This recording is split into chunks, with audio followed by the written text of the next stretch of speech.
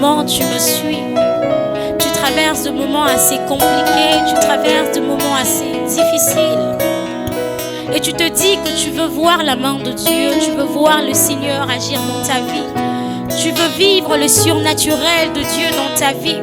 Alors en ce moment, j'aimerais juste te parler d'une chose, de la foi qui se demande. Le surnaturel et le naturel pour toi, mon Dieu, nous le voulons sur lieu.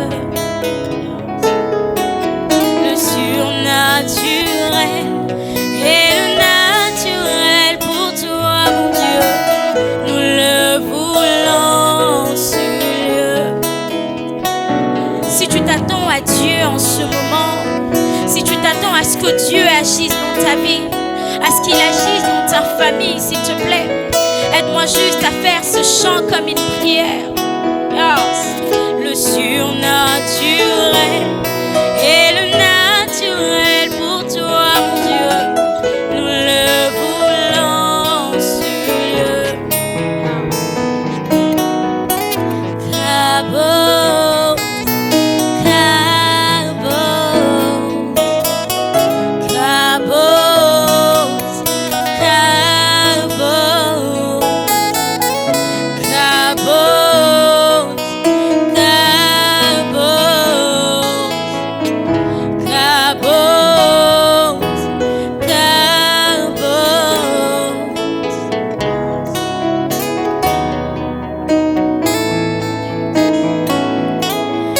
Juste à prendre ta Bible et à l'ouvrir dans Marc 5.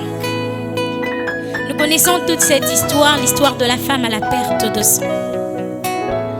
Marc 5, 25 à 34, la Bible dit: Or il y avait une femme atteinte d'une perte de sang depuis 12 ans.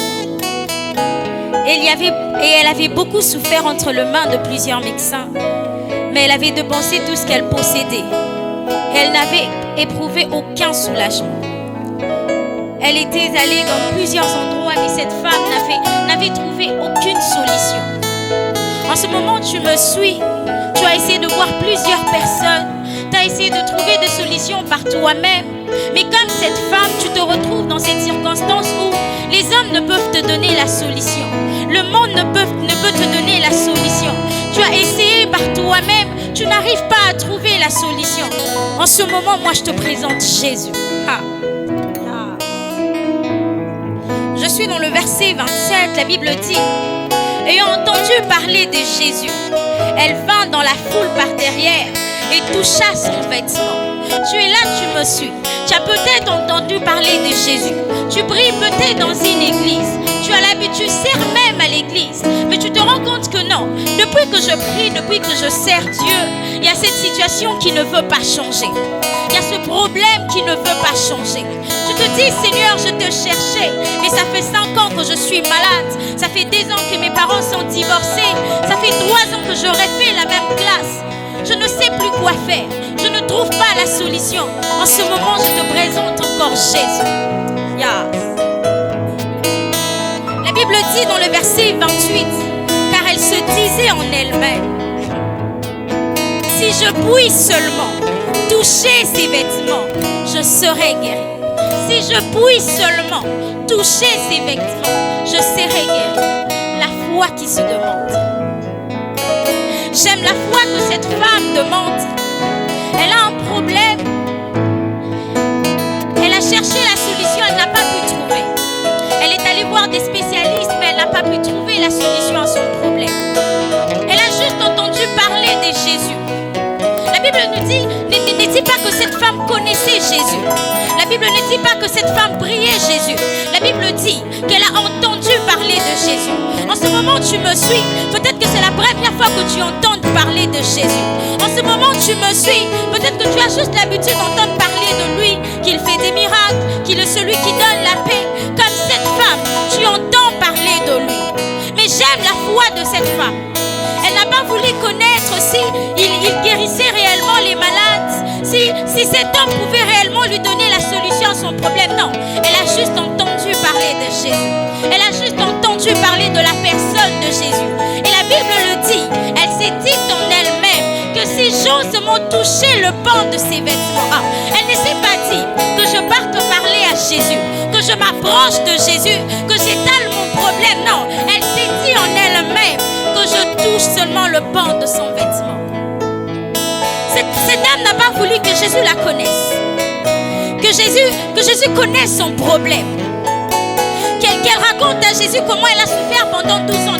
Non, elle s'est juste dit en elle-même que je touche seulement le pan de son vêtement. En ce moment, j'aimerais te dire, ne multiplie pas plusieurs efforts. Je veux juste que tu aies la foi de cette femme. Je veux juste que tu démontres la foi de cette femme. En ce moment, je viens te parler de cette foi qui se demande. Pour te dire qu'avoir la foi ne te suffit pas, mais la démontrer encore te rassure beaucoup de choses. Cette femme s'est dit en elle-même, si je puis seulement toucher le pan de son vêtement, je serai guérie.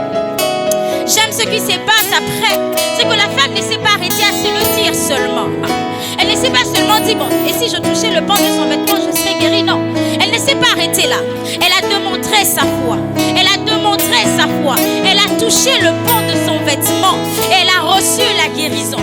En ce moment, j'aimerais dire à quelqu'un, le surnaturel de Dieu est les conséquences d'une guérison, et les conséquences d'un miracle. Oh my God.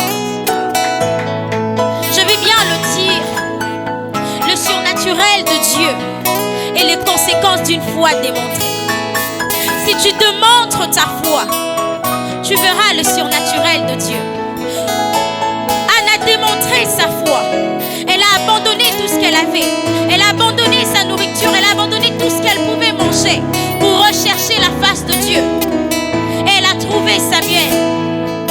J'aimerais te dire en ce moment, démontre juste ta foi et tu verras le surnaturel de Dieu.